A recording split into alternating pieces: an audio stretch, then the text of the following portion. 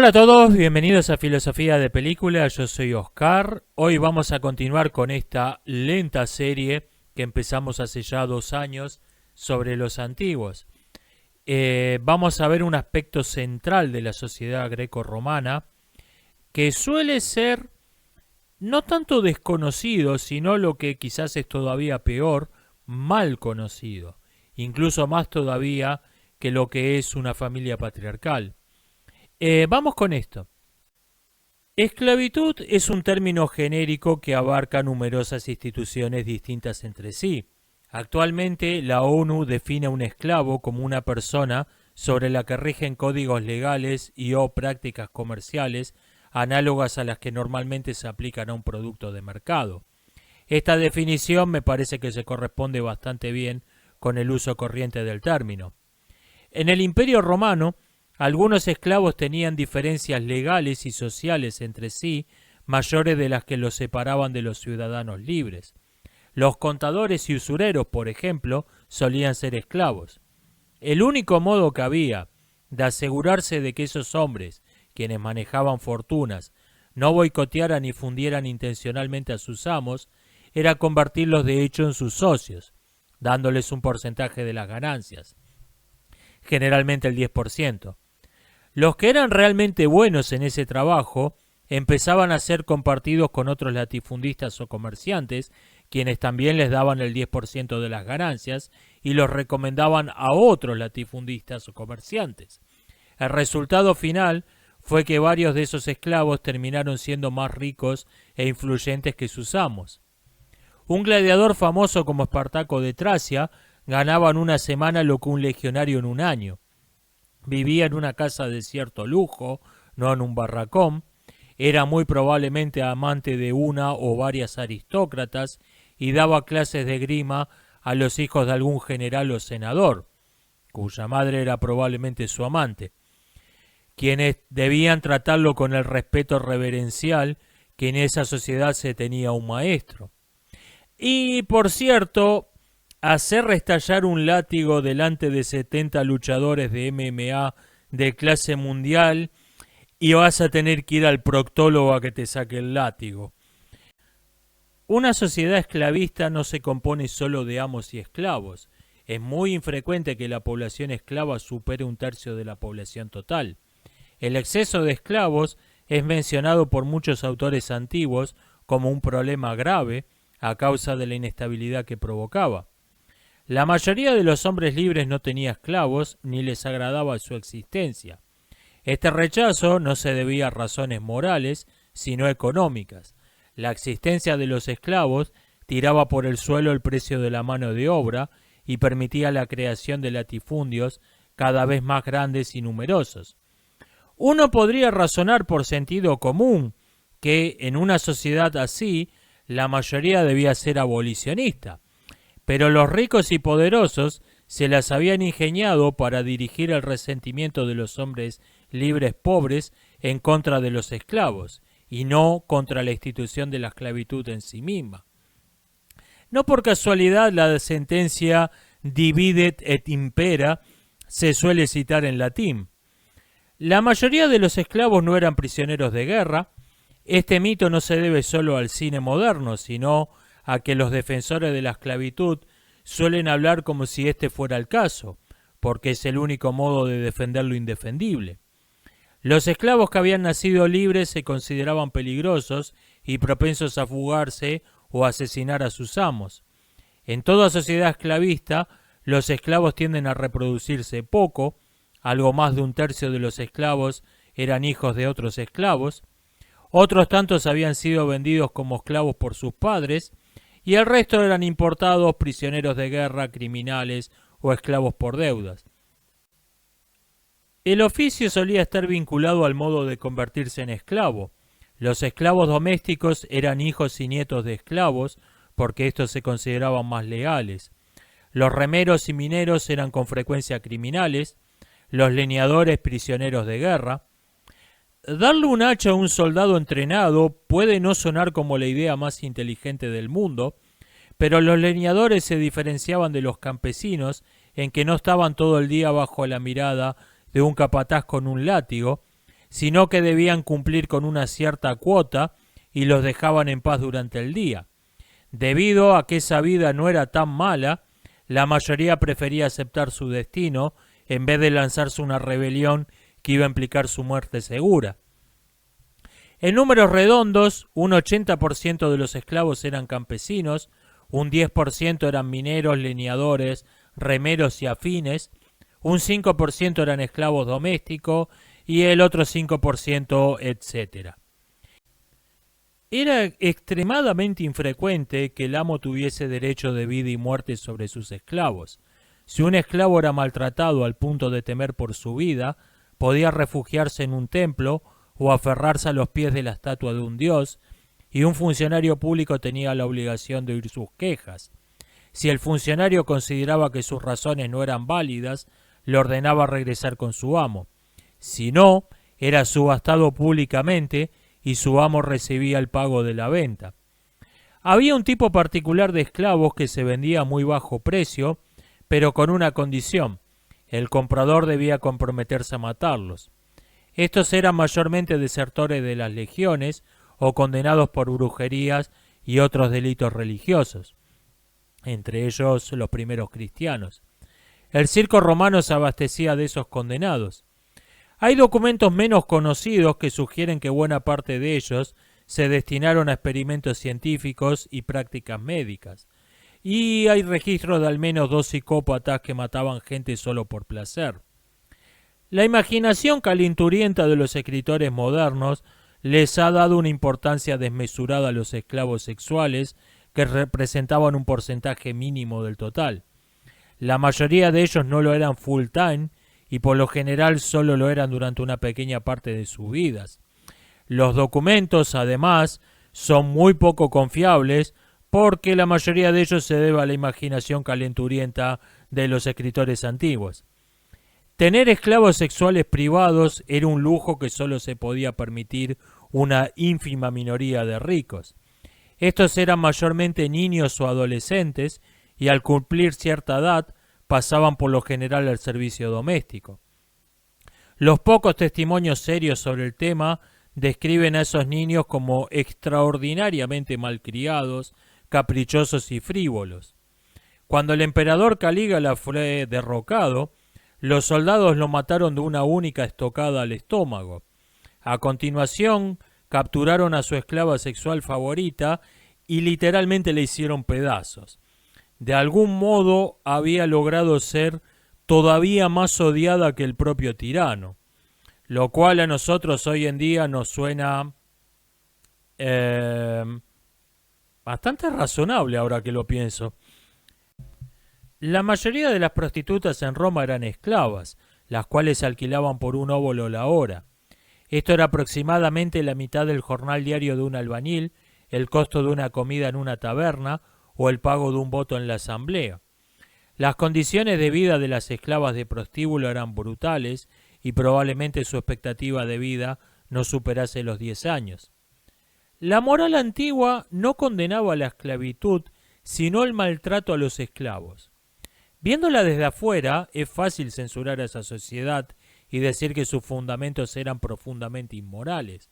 Pero hay que tener en cuenta que la inmensa mayoría de los hombres libres solo conocían la cara bonita de la esclavitud. La mayoría de los esclavos con los que tenían trato los aristócratas eran los esclavos domésticos. Estos eran considerados parte de la familia y mantenían toda clase de vínculos afectivos con sus amos. Y mientras que los pobres conocían probablemente a los esclavos que desempeñaban algún oficio en la ciudad. Los hombres más ricos de la ciudad eran los panaderos y artesanos, quienes tenían a lo sumo una docena de esclavos con quienes compartían su jornada de trabajo.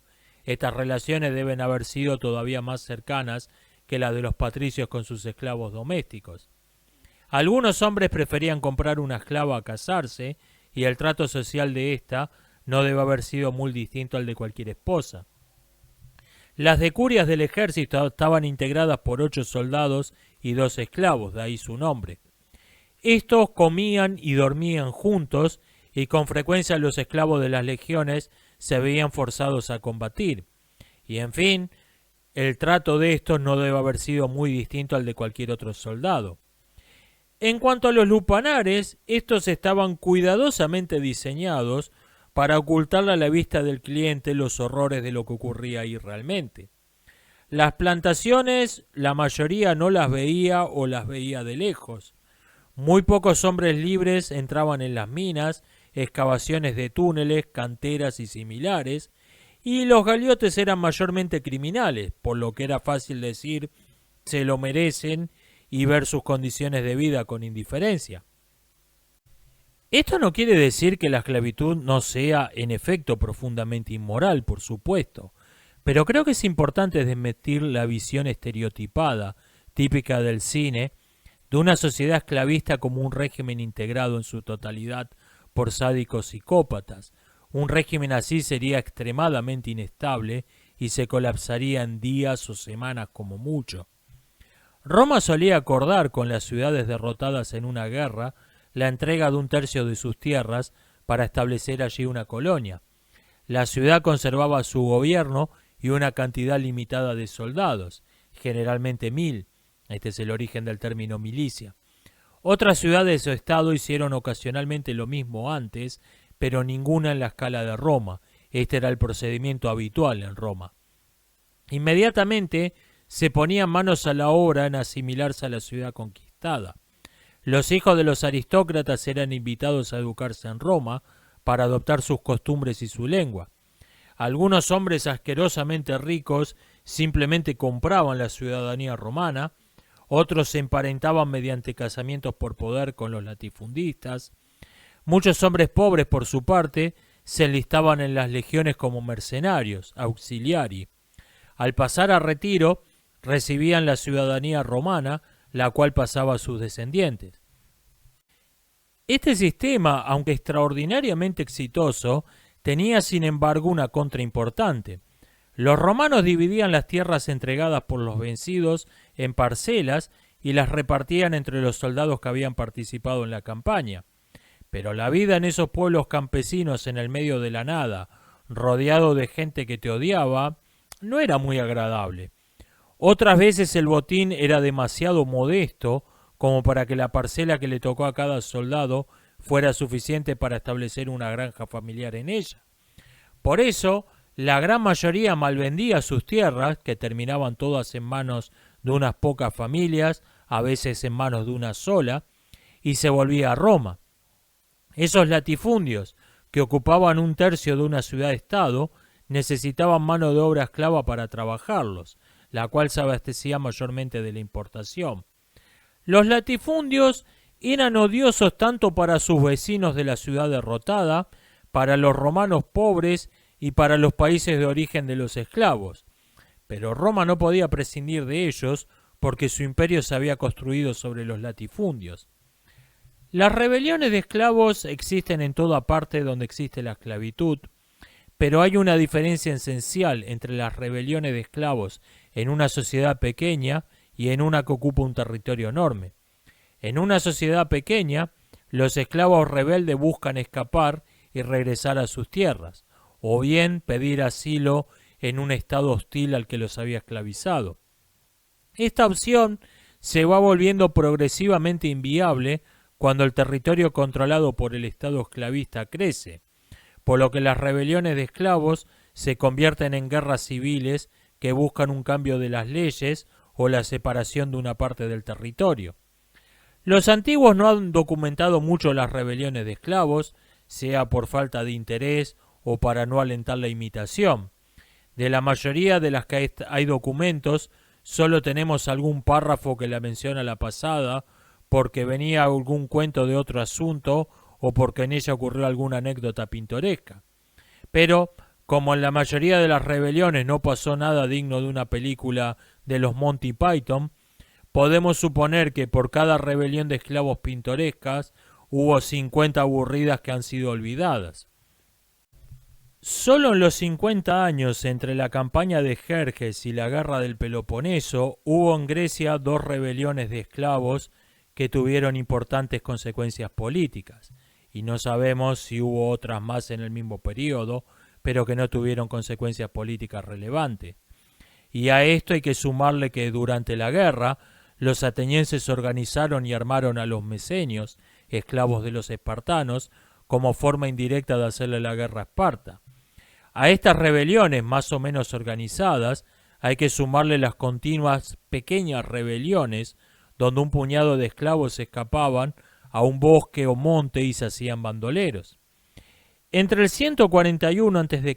y el 71 a.C., 3 rebeliones masivas de esclavos, 2 en Sicilia y 1 en Italia, obligaron al Senado romano a declarar el estado de guerra. Entre todas, esas 3 guerras dejaron entre 500.000 y 1.000.000 de muertos, y en la última, los rebeldes llegaron incluso a sitiar brevemente Roma.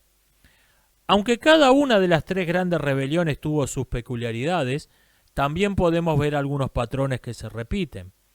Primero, es llamativo que sus cabecillas fueron respectivamente un bufón, Euno, un aeda, recitador de poesía profesional, Salvio, y un gladiador, Espartaco. Un requisito importante para convertirse en el cabecilla de una rebelión de esclavos parece ser simplemente ser conocido por mucha gente. Segundo, todas comenzaron como intentos de fugas. Al fallar ese plan inicial, se vieron obligados a combatir contra los romanos. La tercera es una anomalía porque los rebeldes pudieron huir tras derrotar a las milicias romanas en la batalla de Módena y convertirse en vasallos de los drusos, una ciudad enemiga de Roma en la actual Rumania, pero no quisieron hacerlo. Probablemente una serie de victorias relativamente fáciles contra las milicias provincianas les habían hecho creer que eran invencibles. Espartaco, veterano oficial mercenario del tirano Sila, sabían que no tenían la menor chance contra las fuerzas principales de Roma e intentó hacerlos entrar en razones, pero no le hicieron caso. Tercero, varias anécdotas muestran que la venganza no fue un factor determinante en las rebeliones de esclavos, en lo que aparece en casi todas las ficciones.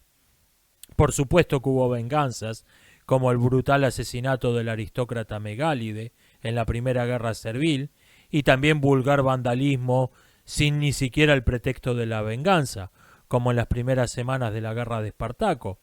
Pero estos hechos no fueron relevantes como causa de las rebeliones. Respecto de los malos tratos, hay que mencionar que las leyes de Sila nunca fueron derogadas. Si en la época imperial los esclavos dejaron de rebelarse, no fue ciertamente porque la pasaran mejor que antes. Cuarto, la organización de los rebeldes fue al principio un poco extravagante, pero después de algo así como un mes adoptaron una organización racional, donde el mejor guerrero fue puesto al mando, y esto organizó toda la línea de mandos bajo él. Nuevamente, la tercera rebelión es una anomalía en este punto, por haber sido comenzada por guerreros profesionales, lo que llevó a que estuviera bien organizada desde el vamos. 5. La falta de toda autoridad legal de los líderes rebeldes llevó a las separaciones y conflictos internos. En la Segunda Guerra Servil, las crónicas hablan directamente de guerras entre distintas facciones rebeldes. Salvio, el cabecilla original, probablemente fue asesinado en una de esas peleas internas. En la Primera Guerra Servil, los romanos intentaron provocar estratégicamente una pelea entre los dos focos rebeldes principales, pero no funcionó.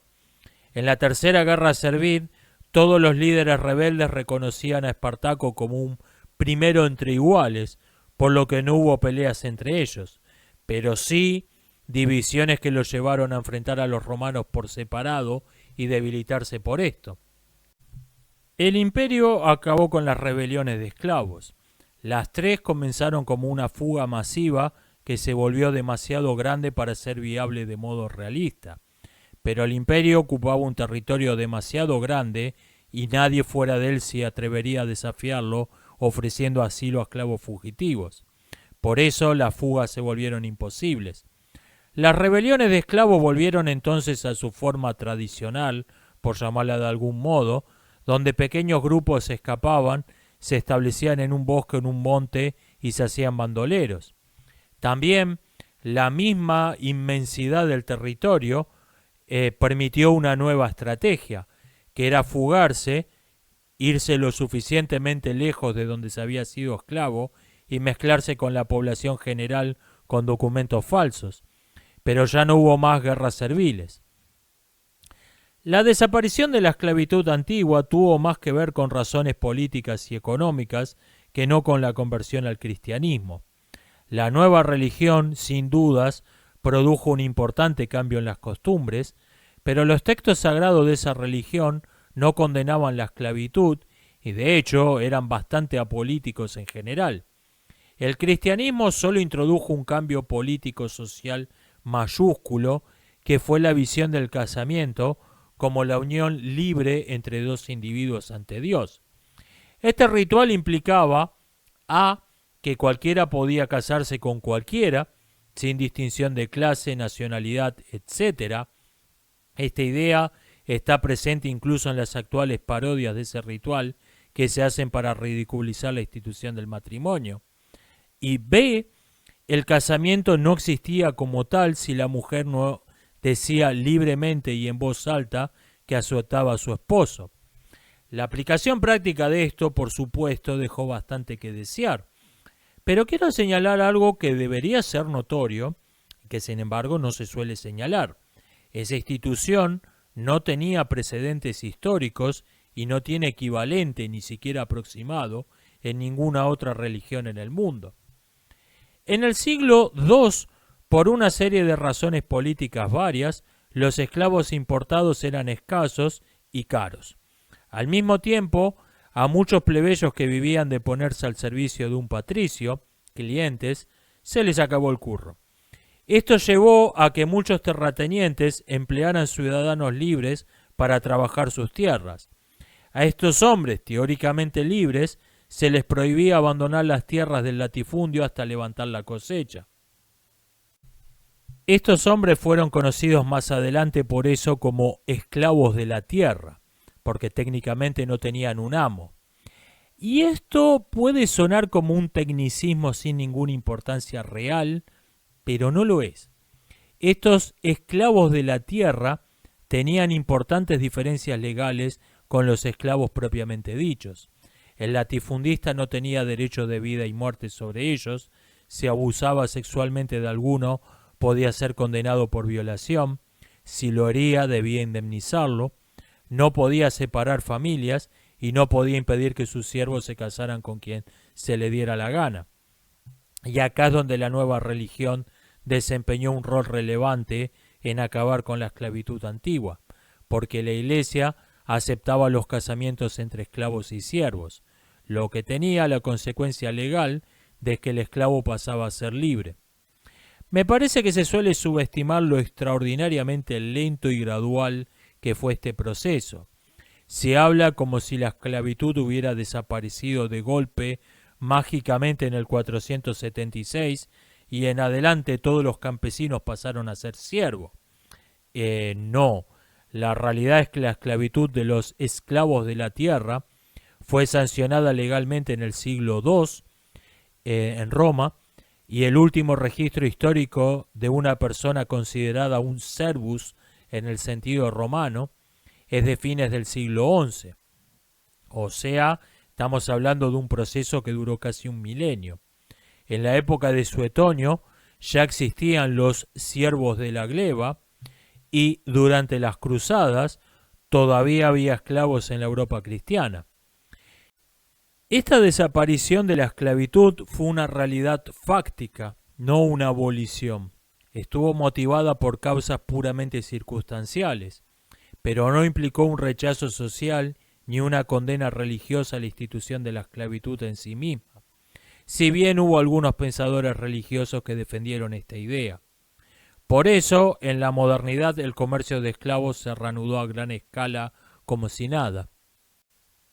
Esto ha sido todo por hoy, espero que les haya resultado interesante el tema, nos estamos viendo, hasta la próxima.